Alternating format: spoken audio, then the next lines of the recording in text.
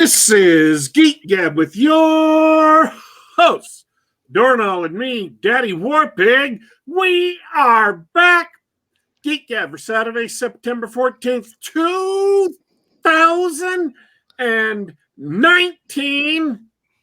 And we want to welcome everybody in the chat, everybody who has turned in to visit with our awesome and August guest today. But before we do that, Dorno, how was your week? Hey, man. Week was good. One more week of vacation for me, just hanging out at the house, relaxing. Almost burned out on World of Warcraft. I did not think that was possible. It happened once before. It'll happen again. Huh. I'm actually going to have to restructure my worldview now. I'm sorry. I'm not burned out yet. You're not burned out yet? Are you still playing retail? No, I'm playing classic. Oh yeah, that's what brought me back. I'll be back probably for another couple weeks. Speaking of which, I need to hop into queue. Oh, Yeah. do you have a queue? My server's been no queue. I've been able to play anytime I want. Well, my friends were on Herod. We're like, we're going to do Herod. It's going to be the new Mal'Ganis because I played on Mal'Ganis back in the day. We need to cut this discussion off right now. Otherwise, This will be a World of Warcraft podcast. Repeat of last week. And I remember people being upset about that last week. So who's upset about that? World of Warcraft. All of... They're probably Horde players. All of the people who were there to listen to our guests talk about guest stuff last week. Who was our guest last week?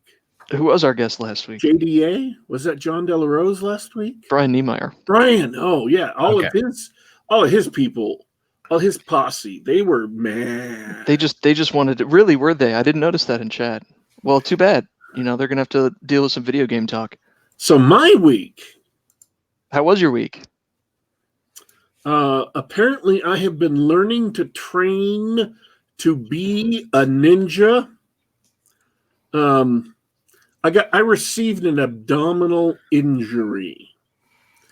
An abdominal injury that apparently is so bad that the surgeon I first got referred to said, "Nuh-uh, I'm not doing that," and referred me to a different surgeon. Yeah, that's bad news, man. That's how awesome it is. Is he referred me to a different surgeon, so I had to even postpone the consultation for another 3 weeks. So one of the restrictions, the primary restriction is I can't lean over. I can't lean over and pick anything up or do anything else you're supposed to be able to do when you're leaning over. And you would be astounded what percentage of your life is tied up in leaning over. Leaning over forms an astounding amount of your life. Do you know what putting your pants on is primarily? Leaning the hell over. Wow. You want to go to the bathroom and you lift up the lid on the toilet? You have to lean over. Oh, wow. You go to do laundry, leaning over. Putting clothes in the dryer, leaning over. So did you get one of those package grabber things like they use on tall shelves at the supermarket? So you just pick things up that are on the ground? I've thought about it, but I haven't done it yet. So anyway, the other thing is I have to get off my bed, and that involves the same thing as leaning over, only you're doing it off your bed. And I can't do it normally without causing more internal damage. And so I'm lying in bed, head to the wall, and I have to get off the bed. So I have to lift my shoulders, put my arm against the wall, and muscle myself using just my arm and inch along until I can start to inch off. And then when I'm straight off the bed, I have to shimmy. And this is the best part. This is absolutely legendary. Once my bottom is far enough off the bed, I have to tuck one knee down and roll. I have to roll like I was in Starsky and Hutch. That's amazing. Like that roll behind cover or whatever. And then stand up so that my arm is on my desk and a hand is on a chair. So this isn't just roll wherever you like roll. Because if I roll bad, I'll tear open the insides again. Yeah, don't do that. I have to do precision rolling to hit an exact target and then stand up. This sounds like a great. I mean, I'm sorry to hear about the injury, but this is your great new training regimen. It is astounding how much exercise I'm getting not picking things up. Because I was under the impression that weightlifting involved a significant amount of picking things up. But apparently, being completely restricted from picking things up is actually a lot of exercise in and of itself. Who knew? No idea. Yeah, when I like carry my daughter around, like I have a baby carrier. You can't bend over, or the baby will, bye baby, right? So everything is like going vertical all the time so you're like doing lunges and squats all day long. Man, this is tiring. People pay hundreds of dollars a month to go to a gym and do that. So They do. I don't pay hundreds of dollars. We got a guest today, David V. Stewart, who is a writer and a professional writer, a guitar player, and I get to do his introduction since I called dibs, and he is also a fraud. Oh no, that's harsh language. Complete and total fraud. Because I know him originally from Twitter, which is ironic because he hasn't been on Twitter that very long. But if you go and look at his picture on Twitter, he's got hair cut like right above shoulder length, right? Like just off his shoulder so it doesn't touch. He looks like the kind of guy who lives near the beach and goes walking in those loose white shirts and tan shorts with those shirts that are like the brown, I don't even know what they're called. They're like a brown weave sandal shoe.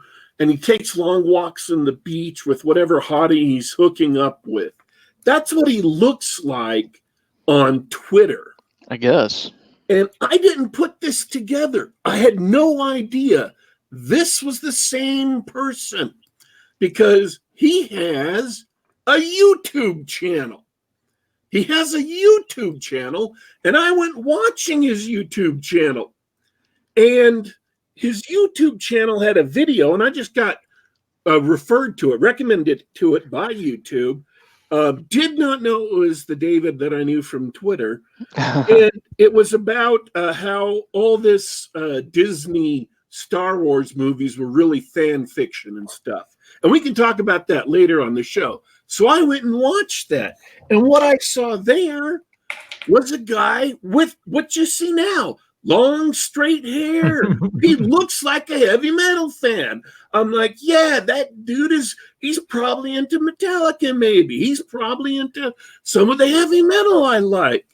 I had no idea that the Twitter picture was a lie. Yeah, I mean, it's a beautiful Twitter picture. Yeah, I think that was the last time I was looking for work. I had short hair, so I was cutting, if I'm looking for work, I don't mind cutting the hair, or I think actually, I used to donate it every couple of years. It's like Locks of Love. Oh yeah, that's cut nice. it off and then it grows back. It's too long. It's longer than I actually like it right now. Right now it's like full 80s length, and that's fine. I used to wear it that long. Not in the 80s, but but it's okay. Cut it off. I think that's an old picture. I should probably get like new headshots or something done. Same but, guy. It's yeah. I don't know DW. It's the same guy. Look at him. It is Yeah, the same guy. And the funny thing is, the only way I think this photo is from like 5 years ago. I think about 5 years ago. And if people are like, oh, well, you need to update your photo every like 3 years or something. I'm like, I can show you pictures of me from when I was 19 and I look exactly the same. So when I was 18 and I was going to college, I remember auditioning for like the wind ensemble because I was a music major. And the professor I was auditioning for, I was playing, what was I playing? I think was I playing clarinet that semester or tuba? I don't remember. And he's like, so what made you want to come back to school? And I'm like, it was August. And he's like, okay. He's like, are you married? I'm like, no. What have you been doing? I'm like, oh, my last job was I worked at this chicken kill plant. It was just true. I started working there when I was 17, and I like just turned 18. He's like, okay. And I'm like, how old do you think I am? He's like, I thought you're like 30. I'm like, dude, I'm 18.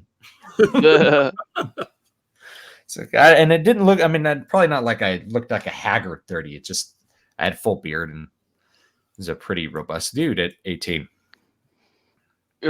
Killing chickens will do that for you.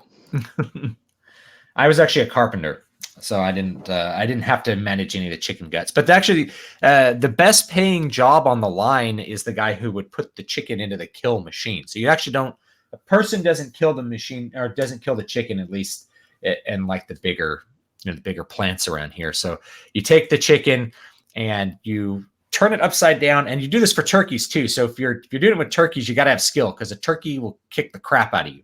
Oh, wow. And turn it upside down, and you put it into little leg shackles, and it hangs upside down like in some kind of medieval thing.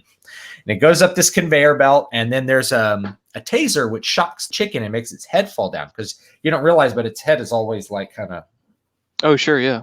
Like that. And so then it falls down nice and straight.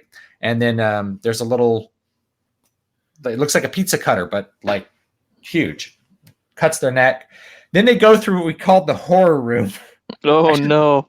Which is where they go back and forth on this conveyor, just letting the blood come out of them. Because like after you kill the chicken, it's full of blood. And people don't like white meat full of blood. So you let all the blood come out in this room. And there's a guy like spraying it into a drain. It turns it into this brown sludge, which they make like dog food and stuff out of. Naturally. It's crazy. The best paying job is actually the guy who clicks it in. And the guy who's like spraying the blood, that's actually like a really low tier job. You don't want that job. And you have to wear like a bunny suit with like goggles. It's like a really horrific job. Yeah, because you don't want to get contaminated. So it's a little early, but this is our Halloween special. Okay. Oh. I finally figured out what it is. The blood? Today, David looks like a heavy metal guitarist. And the David on Twitter looks like a Christian rock singer. Oh, that's very insulting. Is that a good or a bad thing? That doesn't sound like a good thing. Yeah, I don't want to look like a Christian rock guy. No, this is the author photo.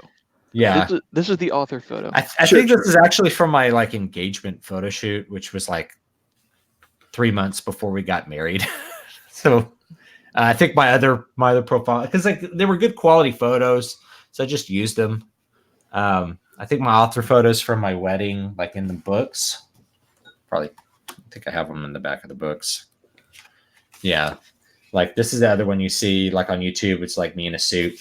They're like, you never wear a suit. I'm like, I used to wear a suit every single day of the year. Or not every single day, but like 5 days a week, I wore a suit. So for me, like wearing a suit was totally normal. And I only stopped wearing one when I stopped working or like having a normal job. And then it was like, why would I put on a suit to go sit at the computer and make my keys click? I'm not going to do that. So like, suit's not you. I'm like, yeah, suit actually is me. I always was about looking good. Looking good is important. So there were a couple things I wanted to ask you about today, and we can handle these in any order, and we can even skip some of them if you're not interested. Because I know a lot of shows, they have like topics, and then the guest comes on, and the guest just discusses whatever topic the show is going to discuss anyway. But that's not how we do things, is it, Dornall? No, we start and we stop eventually. And we like to let guests talk about their stuff. So we can talk about your new book that's coming out, or just came out.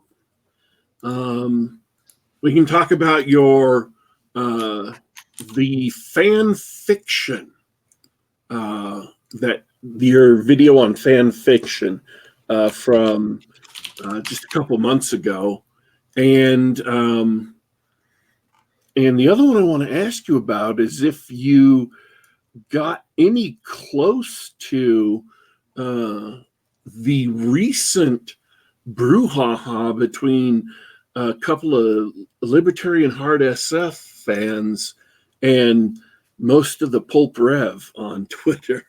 I think I've seen it, but I didn't participate because I actually don't care that much about genre definitions. I only care in terms of marketing. Like, I care about what you want to put this in because I want to find the people who like this so that they'll buy it and enjoy it, right? I don't care that much about, is fantasy like a subgenre of science fiction? And I talk about this stuff from time to time, like on the channel with like the writing, the right craft stuff as far as marketing and things goes. As far as history, I'm like, it's a good thing to think about, but it doesn't matter that much. I guess I could talk a little bit about some important trends that have happened in science fiction that I think are really important if you want. And how I think it's gone down a bad path. John De La Rose talks about this a lot too. And so he pretty much shares my opinion, I think, on a lot of this stuff. And I think a lot of Star Wars fans would actually agree with me too. I don't know. Do you want me to wax poetic on that for a minute, or? Well, usually Daddy Warpig does the waxing. So okay, so you wax nice, and then you wax and I'll wax off, and then it'll be a nice change of pace for the audience. Oh, okay. So yeah, there's this idea that so this is a trend that has emerged over the decades in what we would call science fiction literature. Is this idea that science fiction is about science?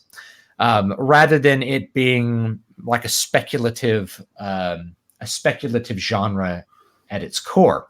And so one of the problems about making science fiction about science is that the fiction part is always about the science too. So if you imagine, if you go back and you even read something like Jules Verne, the speculation is about future science. And of course, if you're speculating about how future technology is going to work, you don't know how it works, or it would be technology now, not technology in the future. So even we can do something recent like Jurassic Park.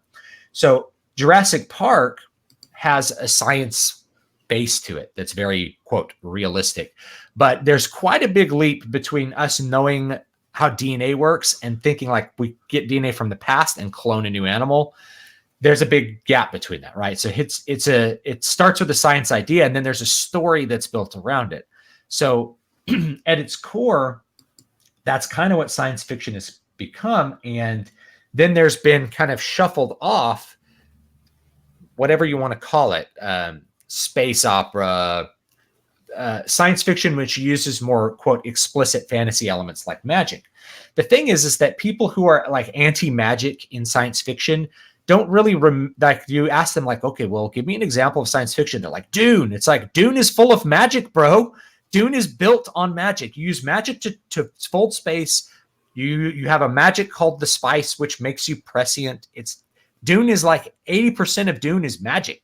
There's very little technology in Dune, and the technology that's there is not explained. So if technology is not explained, it's completely replaceable with magic. Likewise, I would like to challenge people to think about things like really hard magic systems. What we call hard, I don't know. I call them hard magic systems. I know fans that call them hard magic systems. So when you have guys like Brandon Sanderson, who their magic system is codified in such a way that it just becomes a fictional science. you're really looking at science fiction. You're looking at something that's much closer to traditional science fiction, even though if you're reading something like Mistborn, it's a fantasy world with like ash falling from the sky. And it's like, but the magic is codified in a way that it's closer to science. It's not this idea where you have pure fantasy where like the magic doesn't make sense or something like that. Fantasy and science fiction really are the same genre. That's why, traditionally bookstores would have them on the same shelf. Fantasy and science fiction are in the same section because they are the same. But in the literary circles, there's grown this idea of like hard sci-fi. And I've written hard sci-fi, or harder sci-fi, I would call it. Like Prophet of the Godseed. This is an old cover, but I saw the new Star Wars movie cover, and I'm like, oh yeah, I already did that cover. I already did that. I already made that one. So like, it's harder sci-fi, which I figured out it really isn't popular. So I like a lot of the classic sci-fi from the 60s and 70s and even 80s.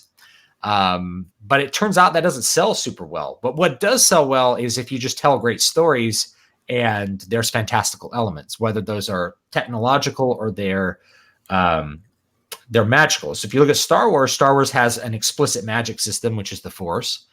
And then they have a space travel system that's based on technology, but we have no idea how that technology works.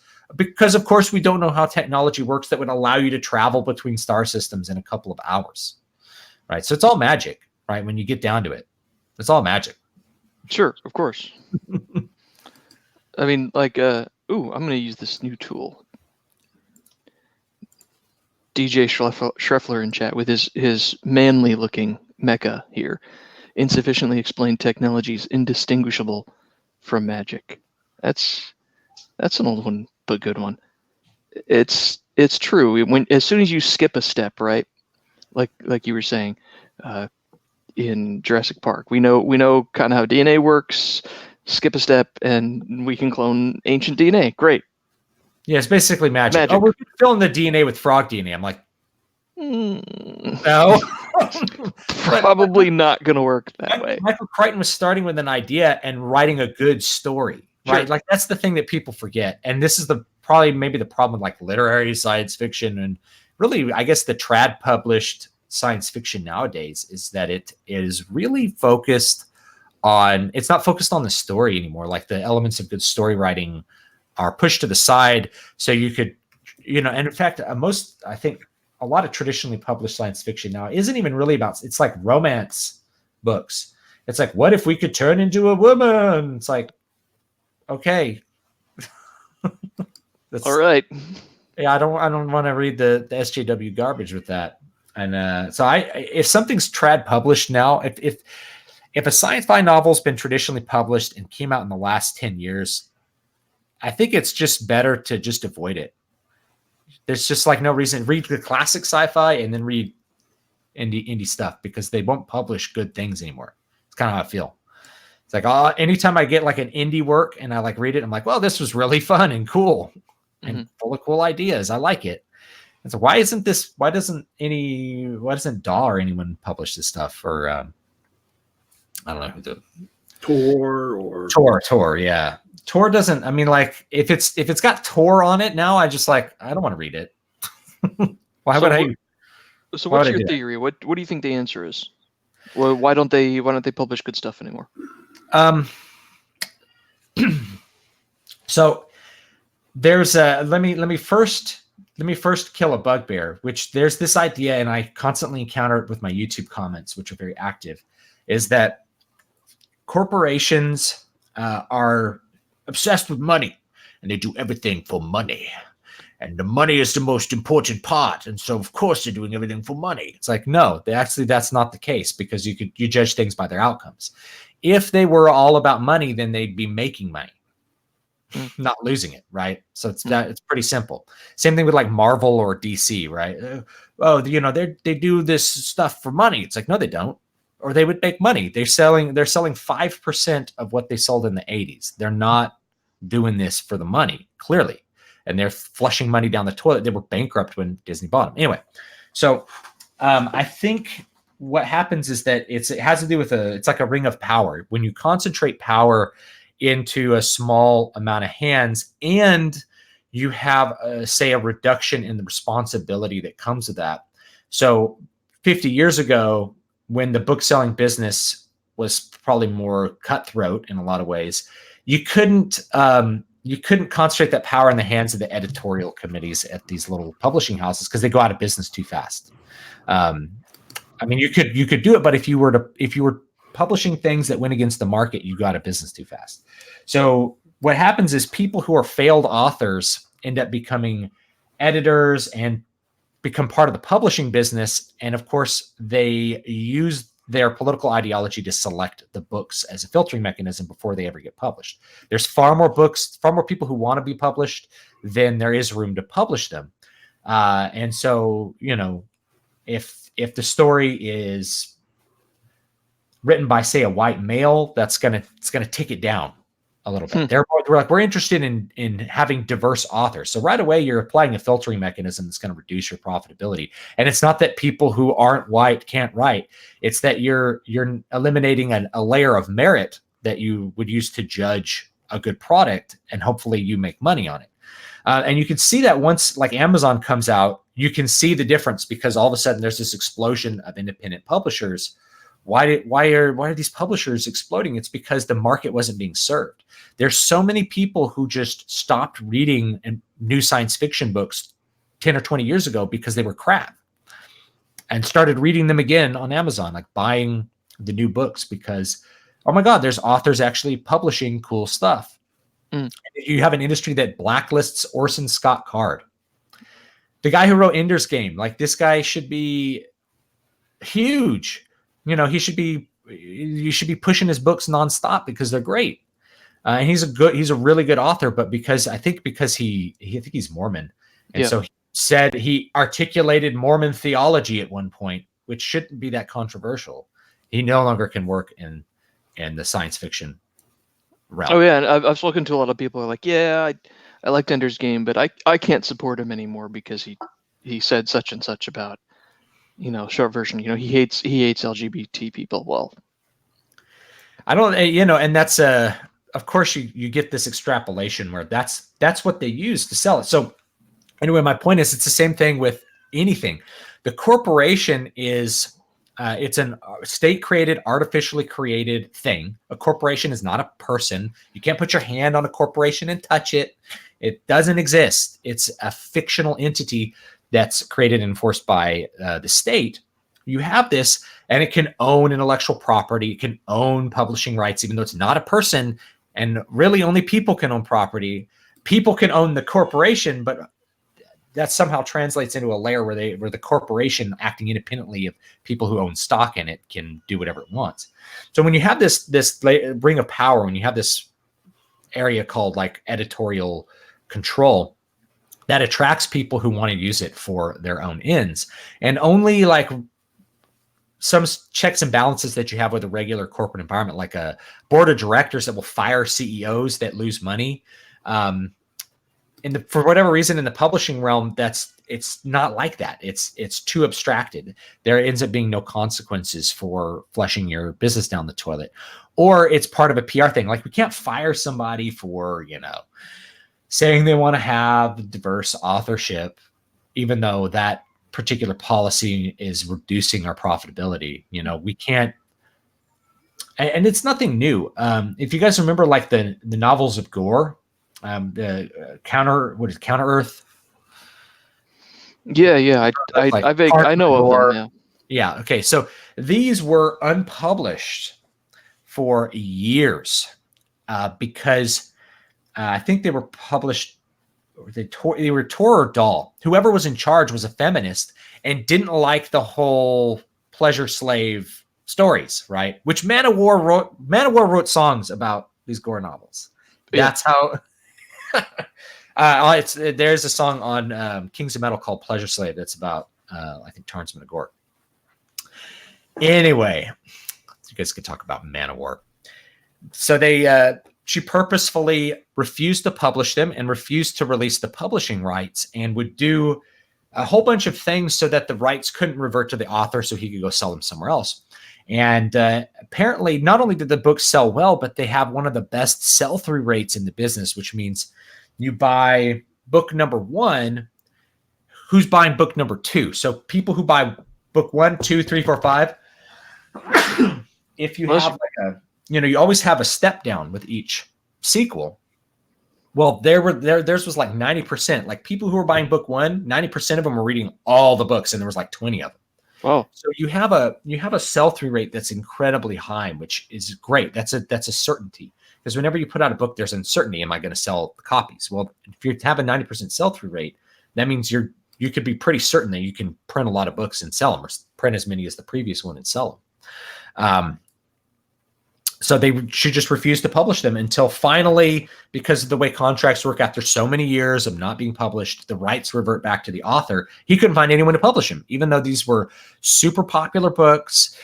There's a whole like subculture dedicated to whatever the sex dynamics in it are. The author, whose name just fell out of my mind right now. You guys will probably remember the author. It's actually a pen name, and a boring name at that. But anyway, he wrote books on like how this kind of dominant, submissive relationship between men and women could like enhance your marriage and stuff like that. So there's a whole subculture dedicated to it, and you couldn't get the books. You had to try to find them at a used bookstore. This is before the internet. And so now that he can sell them on the Kindle platform and print on demand, he makes a lot of money on them again because people wanted them. People wanted that lurid, sexy, counter-earth slaves and knights. It's basically He-Man with a bunch of sex. That's what it was. We talked to has anybody talked to what's his name? We had a guest on like last year who's developing role-playing game supplements for a setting, role-playing game set in gore. I thought that was really that would be fun. Yeah. Like you got to roll 20 critical orgasm. Yeah. What's that? Desborough? Grim Jim? Yes. Desborough? Grim Jim. That was the one. Yeah, look him up. I think Grimasaur is his Twitter handle. You can check him out. Yeah, that's crazy the way the corporations took over. And I think you're right. I think we've seen that in a lot of. I mean, Disney's the best example. Yeah, Disney collects all of them. So you don't need to create a socialist state to control the art. You create a thing called a corporation, which concentrates the ownership and power into a very small number of hands. And all you have to do is be one of those people that gets in there to control the art. And then because of the magic of corporate IP ownership, nobody else can make Star Wars movies except for you. So Star Wars is whatever you say they are. And I still have fans that come out with this. Like, well, they own the copyrights, and therefore those are official Star Wars stories. And like, there's no one creatively involved with them. It's not Star Wars, guys. It can't be. It's like saying that you wrote a sequel to one of my books, and it's an official sequel because of corporate IP ownership. It's like, no, authorship matters. That's a really good point. Daddy Warpig said you did a whole video on that subject. Yeah, I missed it. I must have missed that. Yeah, I can also. I tend to like break the fourth wall and give YouTube advice every once in a while. YouTube, it's like rolling the dice every time. There's a huge random element as far as what's going to like explode and go viral and what's going to be recommended to people. Sure. So that was one that definitely had a lot of traction. My Star Wars reviews, I kind of knew that they had the potential, and so I did them because I'm like the original guy who hated new Star Wars. One of them. There's me and a couple other people that continued to. You were into it before it was cool. I understand. Way before it was cool. And so this is this kind of a conflict with some of my subscribers that are like, well, I really liked Force Awakens. I'm like, it was garbage. Yeah, I mean, normally I don't cut people out of my life for political beliefs or opinions or tastes or anything like that. But Force Awakens, that's a deal breaker, man. It was, No, I had people threaten to walk away for mean things I said about Isaac Asimov and John W. Campbell. I literally had friends of mine say that they would have to stop speaking to me if I didn't lay off Campbell over an author. Asimov. Yeah, people have psychic people have psychic attachments to things. This is the big thing I've learned on YouTube. And so when you say something negative, negativity gets their attention, but also some people who are Star Wars fans, they have their identity is bound up in liking Star Wars. And so if you say that Star Wars sucks, it's like saying that they suck. It's like you suck and what you like sucks, whereas if somebody says that they don't like, I don't know, a band, and someone says, I hate Dragon Force. I'm like, you're dumb for hating Dragon Force, but I don't hate you for it. Dragon Force is not for everyone. Your IQ is not high enough to understand it. It's okay. I don't hate you for hating Twilight Force and Dragon Force. It's okay. Some people they needed special ed in school. It's fine. Yeah, it definitely about the special ed, but you make a good point. You say they got a psychic attachment. It's some sort of it's the same sort of cognitive dissonance that you find out when you talk about important things. Yeah, right. And so I could see that with Isaac Asimov too. Like some people, it's like a little shrine around. I've been given to understand that he's an amazing science fiction author. How could anybody know? That can't be right. You must be mistaken. I found this out when I criticized. I did a couple of videos that were critical of the Starship Troopers book, and because it's not a very good story, right? And I'm like, the ideas in it also I'm not super crazy about either. So people got really upset. I've had people write me hate mail over that. I'm like, it's like, if I could take back my super chats, I would. Like years after I recorded it, I'm like, you got a problem if this is bugging you that much. There isn't actually a story in Starship Troopers. Yeah. There isn't a story. Now, don't get me wrong. I love Starship Troopers. I was lucky enough when my dad was deployed in Germany for 8 years. So I grew up in Germany. Young kid. Walked in the school library, and they had a copy of the first edition of Starship Troopers that they were selling for like 35 cents. Yeah. And I was like, I remember the art on that. I think I have one somewhere. Yeah. It's like old. The guy parachuting down, Yeah. And it was all gray and stuff. So I bought it and I loved the book. I've been reading it since I was a young kid, but and I still enjoy reading the book. The problem is Heinlein is just a really enjoyable author. He knows how to put words and sentences together, so they're pleasurable to read. But man, when you look at that book as a book, what the potential was, what it could have been versus what it is, it could have been just a spectacular adventure story. But I think about this actually, because I think if it had been written with a better narrative, it may not have been as popular because you're taking the emphasis away from the ideas.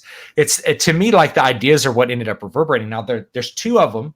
The first one is like this idea of power armor, the idea of how the Starship Troopers work, which has had huge influence in sci-fi and influenced me.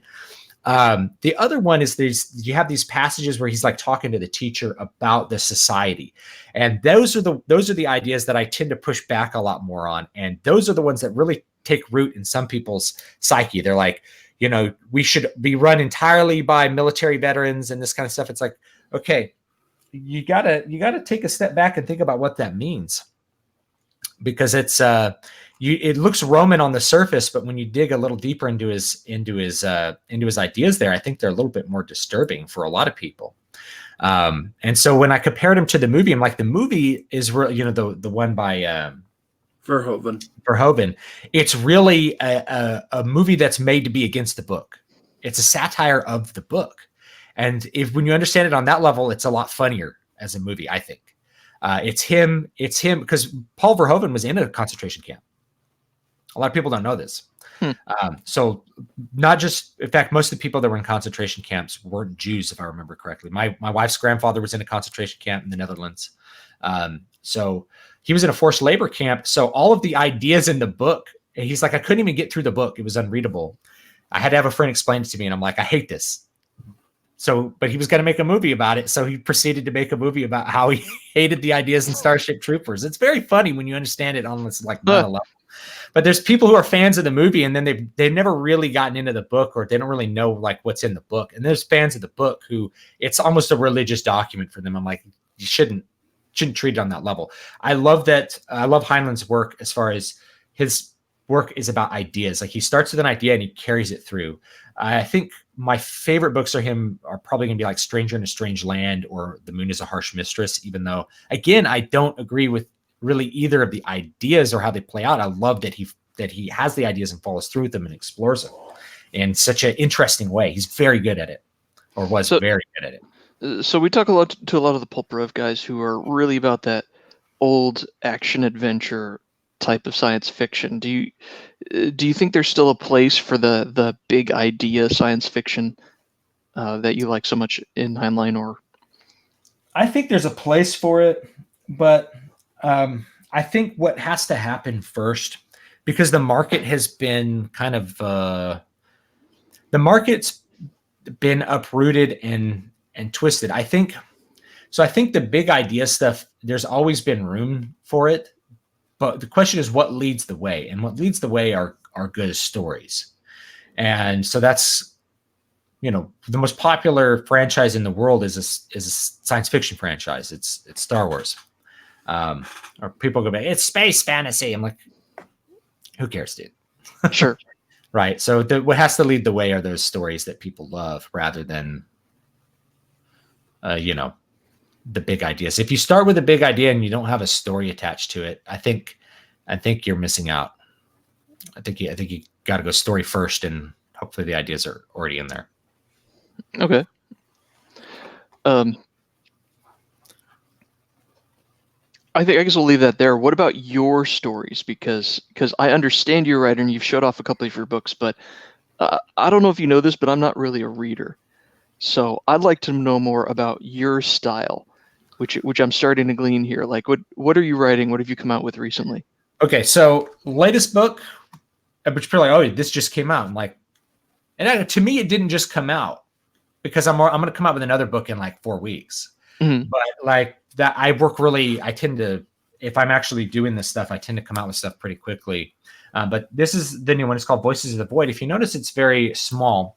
I wrote a couple books this year as an experiment because these are 2-hour books. So I wrote them specifically to be read in the time it takes to watch a movie. And I have an idea here, I've even experimented. So they're about 20, a little bit over 20,000 words. I think this one is 22,000 and this one's 24,000. But people read this one quicker because there's a higher tension level than Crown of Sight. Crown of Sight's high fantasy. And I developed a style for this that was hyper efficient. I would say there's more story in Crown of Sight than a typical 500-page fantasy novel, because you just learn how to cut out the fluff and the garbage and just get it down to just the prime story. And I set it up as a bunch of scenes. So it's basically the same number of scenes that I would write in a movie script, which I actually started writing movie scripts years and years ago, but that business is impossible. I mean, it's not impossible to get into. It's just, you're never going to make any money in it as a writer. It's like a 0.01% of people have made any money as a writer in the movie business. So just as an example, if you have a $100 million movie and you have a top tier writer working on it, he gets paid $35,000 to $100,000 to create the story for a $100 million movie. Now, $35,000 is nothing to turn your nose up at, but if that's the only work you do that year, you're not living in LA. You're living in like a pod. You're living in one of those pod things in LA. Oh yeah, and it's no wonder that all the writing in Hollywood is so bad, because nobody worth a damn can be bothered to work there. There's more to it too, which is that executives are so afraid of any story being original that they'll hire these bigger name writers to rewrite the story like 10 times until you end up with like this garbage that comes out on screen that's completely boring because there's too many hands that touched it. There's a bunch of examples. I think Snow White and the Huntsman is the one I always bring up because it went through like 33 revision phases. I talked to a producer. He's like, yeah, this went through 33. I did it. This other guy did it. I had to negotiate. He was like negotiating who was going to get the credits, because when the writing credit shows up on the credit roll, there may have been 20 people who worked on it, but you have to negotiate who's going to actually get the writing credit. Like what percentage of the script gets the writing credit. So when you see like 5 writers, like, the new Star Wars movie had like 5 writers, there were probably like 20 other dudes in a writing room getting paid like 25 grand a year to rewrite that script 100 million times, hoping it'll be good. And it still was garbage. That's what's crazy, right? And so even with like Last Jedi, who knows how many people you had rewriting dialogue to try to get that to come out. Joss Whedon made his original way in Hollywood rewriting dialogue as a script doctor. He worked on Waterworld. He rewrote all the dialogue for Waterworld, which, if you think Waterworld has good dialogue, I like Waterworld. But, I missed that one. I remember it happening, and I said, you know what? Gonna skip that one. I like it. I like it. The thing is, Waterworld, for what it is, it's fun. It is. Adventure story. Here's the thing. I always likened Waterworld to a legend that was told like 5 or 6 generations after whatever events had really happened. Like we would tell the story of Robin Hood today. That's what Waterworld is. It isn't literally what happened. It's a legend about what happened, decades or centuries later. And on that level, yeah, it's a fun movie. Yeah, I agree. So I do like Waterworld. But anyway, so you have script writers that do this stuff. Get back to what I'm talking about with my book. So I've done some experiments last couple of years. Originally, I did this with my Needle Ash books, which now I would prefer people buy the single volume. There's a 1-volume version. But originally, I split the story up into 3 books. Each book is about 30 to 40,000 words. And so they're a little thicker, but you can buy the book and sit down, and in about 3 hours, you've read an epic fantasy book. And then you can read the next one. So you end up with like a little trilogy, just like a movie trilogy. So the whole idea was to get the reading experience kind of slimmed down to a chunk that would attract anyone to be able to read the book and to read it in one night and enjoy it, review it, pass it on, any of that kind of stuff. So the new one, Voices of the Void, is a 2-hour sci-fi horror experience. And I did a completely opposite of Crown of Sight. So Crown of Sight is a bunch of super efficient scenes. And this one is one scene. There are no scene breaks in this book whatsoever. It's completely through composed beginning to end, which I don't know of anyone who actually does that. But I was like, it's a 24,000 word book. It's a 90-page book. Let's roll the dice. Let's see if people like it. I had no idea that people would end up liking this. I'm like, I'm going to do it because I want to do it. And that's what motivates like 90% of what I do is like I do whatever I want to do all the time. Mm. I'm like a toddler. But so I was going to do it anyway. And it turns out people really, really liked it. They liked the story. They liked the atmosphere. They liked the world in it. I pushed most of the world building to the side, and the world building is just completely indirectly done. So you just focus on the action, and then they liked the fact that they could read it in 2 hours and be done. I like that. I mean, I like the length that you did. Oh, and by the way, John Mollison in chat, he's really excited. He's really excited to hear from you today. He already wants to know when Voices 2 is coming out. Oh, I don't know. I'll probably write. So the next book I'm writing, which I'm hoping to come out with, again, it's going to be another 2-hour experience. And this is what I'm doing with my write stream on Wednesdays. I'm running a little course on how to write one of these short books that I've really, I don't want to say, I haven't perfected the format, but, with 5 of them under my belt, I've got it kind of figured out how to get these experiences really efficient so that it's just a new kind of new format. It's a new approach to books that I wanted to experiment with. So I'm going to teach people how to do that. It's very manageable to write a 20,000 to 30,000 word book in a couple of weeks. Revise it, how to actually look at your book like an editor would look at it, and then publish it, put it out on Amazon, and create a paperback. So if anyone can do this, they can hop on. You just have to have enough time to write 1,000 words a day, and you'll be able to come out with this book. So after I come out with this book I'm doing for this one, I'll do a sequel to this because it's been it's been selling really well. It's got a lot of good reception on it. I'll probably do a little revision of this one because there's a couple things I want to fix. I just put it out to see if people liked it.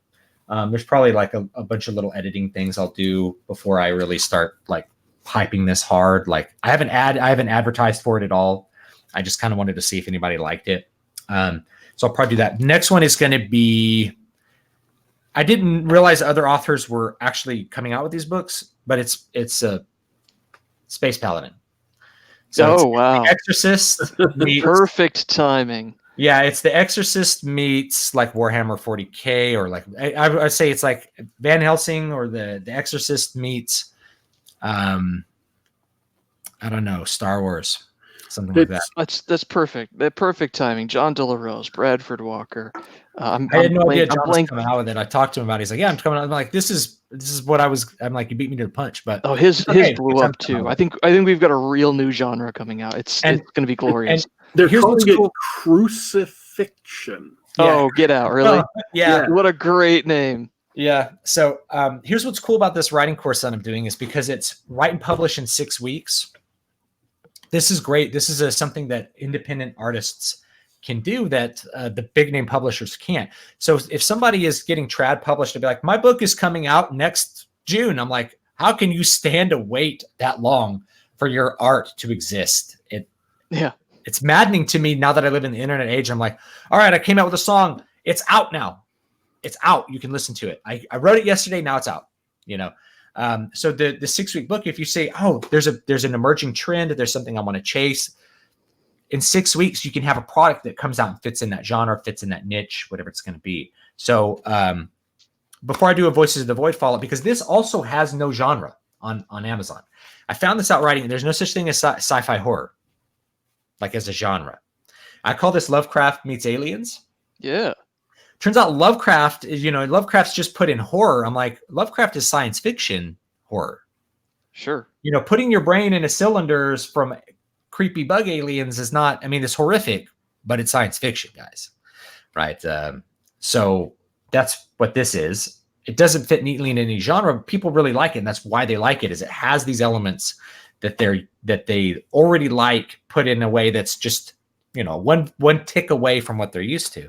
That's amazing. It's amazing that's an untapped market, considering how popular Alien is as a film, and for modern gamers, Dead Space. There's a whole series of games that's space horror. That is a fertile plain, my friend.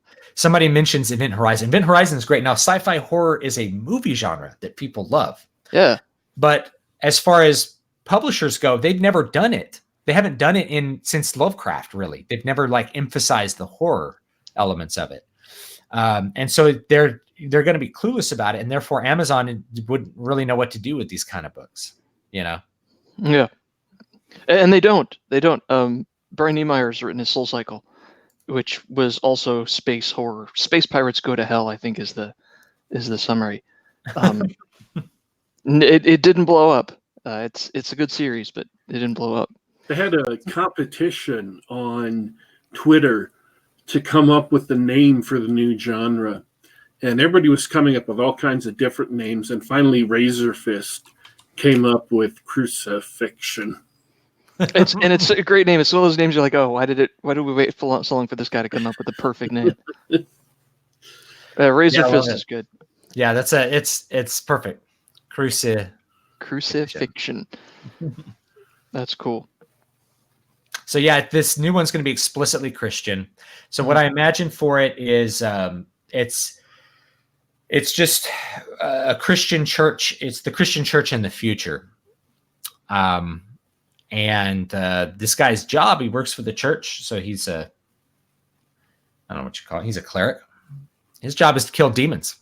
Yes. And so he's traveling through different dimensions and different star systems to root out the demonic menace and kill them. And so I have a really interesting little plot structure I came up with for this. I'm going to do a 5-act. I was going to do 3 acts because 3 acts is, you could really get it condensed. I'm like, no, I'm going to do a really condensed 5-act because I did a video recently on the very first Spider-Man story in Amazing Fantasy 15. It's a 5-act Shakespearean tragedy told in 13 pages. You guys want to talk about efficient story writing? Stan Lee knew how to write stories very efficiently. I'm like, okay, I'm going to do a little 5-act thing in 20,000 words. So the first act is just an exposition of him killing demons and stuff. Pretty cool.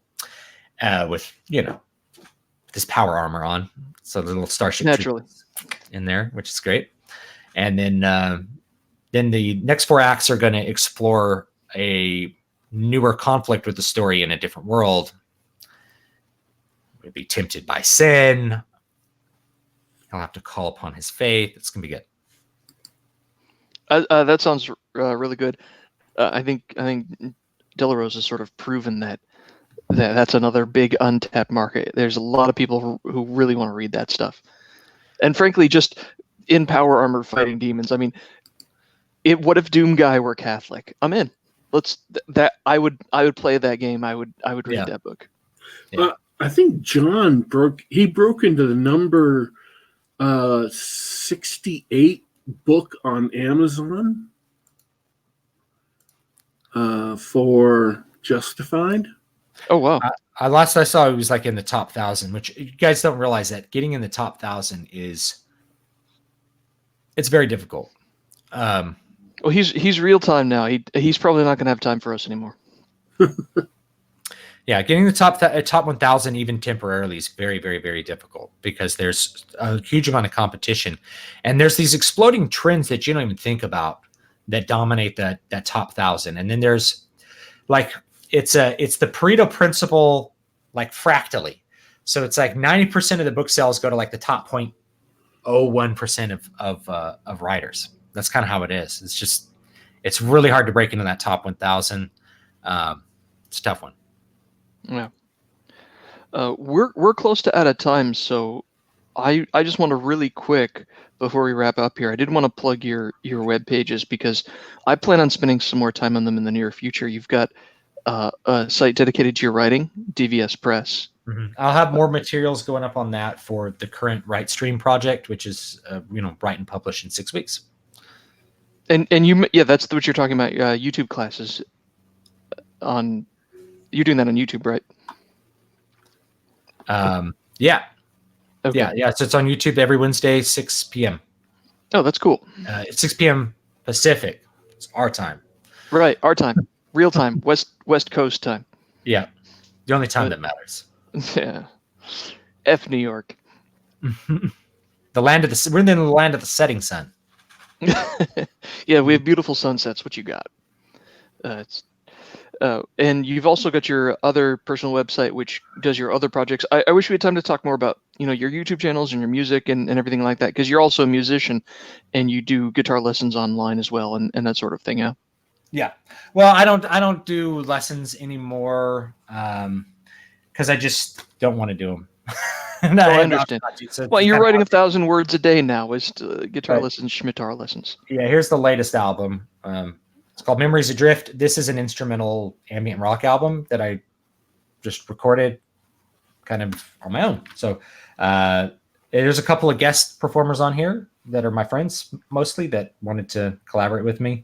And I don't know when the next one will come out. Whenever I need to come out with a couple more books and then I can focus on music again, do another album. Well, that's interesting. On a personal note, you said the instrumental ambient rock, so that'd be something good to play while you're working at an office or something like that. I think so. There's a lot of interest in this, though. I call it ambient rock because it uses a couple of conventions from ambient rock, which I don't need to go too deep into them, but you'll hear it. But there's quite a bit of variety. This is a very, very eclectic album. I play all the instruments except for on a couple tracks that like I said, I have guests. So there's lute on this, iwi. People are like, what's this weird instrument that I keep hearing? It's this thing. It's my electronic wind instrument. That's weird looking. Yeah. You play it like a saxophone or clarinet, but it's a synthesizer. Cool. So it's really wild. It's a very cool instrument. I love playing it. And so that's all over the album. Of course, lots of guitar, drums, standard stuff. So I'll do another one at some point here. I need to get back and do music, but I'm too focused on the books. No, that's great. I'm glad you're able to come on the show. It was really great meeting you. I Yeah, wish thanks for having me. I wish Daddy Warpig had introduced us sooner through Twitter, because I'm definitely going to go check out some of your stuff online later this weekend. Just if you join my mailing list, you'll get the ebook for this for free. I think the pre-release version. Oh, great. Is still up for free for right now. So dvspress.com/list will get you on the mailing list, and will get you this ebook for free. It's a 99-cent ebook. Paperback's like $4. People like paperbacks is another thing. People love to have that physical copy. So I do all my books, even if they're short, like these two, I do them on paperback so that people can have a little paperback. And when you're done, you can give it to a friend. I love that. It's like, hey, here's a book I read. You might like it. Check it out. Awesome. Once again, really appreciate you coming on. There was a lot of fun talking to you today. And you were also going to show his other site. What? Am I going to show his other site? No, you were also going to show his other. Oh, would you like to see it? For those of you hanging out in YouTube, let me show this real quick. This StreamYard's amazing, by the way. I just want to say. Here's your site with, like you said, you mentioned earlier you don't do your podcast anymore, but yeah, but to your YouTube channel. It's all still up. Riders of the Dawn is still up on YouTube. All those old podcast shows, there's like 60 of them, I think. They're still up. I need to probably clean up my websites a little bit. People don't use them as much as they used to. It's all social media. Mm-hmm. So I tend to be a little bit behind on my websites. DVS Press is the main one where I will be posting the new book on that as I draft it. I already have been drafting it, but I'm going to set it up so every day I'm going to have 1,000 words of it, at least, or probably 2,000 words of it up for people to read to see what the drafting process is. That'll come down when the book comes out, because I'll revise the book, so I don't need to have an older version of it like kicking around on the internet. But people can read that for free and see what a first draft run through looks like. My first drafts tend to be pretty clean or pretty on the nose as far as what's there, because I do a lot of planning beforehand. Okay, cool. Yeah, appreciate it. You're definitely right about social media. Daddy Warpig, do you have any last rants and raves before we head out? I thought that was my line. Well, I'm done. I feel like I've talked a lot. I'm sorry if I dominate the conversation. I tend to be pretty aggressive. I guess you haven't listened to the show before. This is just the way we like it. Okay. Because if it's upon just us to be interesting, But when we have guests on, we like the show to be about the guests. Okay. It's just. I'm aware. Like, I do this in real life too. By the way, it's like if there's silence, I'm like, well, I'm just going to dominate this conversation. Here we go. Hey, and you know what? Some people like to be dominated. Oh, and that takes us back to gore. See, it's just one big circle. Oh, let's find that Manowar song and we can all bang our heads as we. All right, I do want to thank everybody who came and listened to the show live and participated in the chat. I also want to thank everyone who's going to listen to the show later. By the way, folks, you can find us on youtube.com/Geek Gab. That's youtube.com/Geek Gab. You can also find us on the Google Play Store, on the iTunes Store, and on SoundCloud.com. Just do a search for Geek Gab, and we are there. Thanks, everybody, for tuning in today. We are here just about every week at just about the same time. We are signing off for today, but don't you worry, don't you fret. We will be back.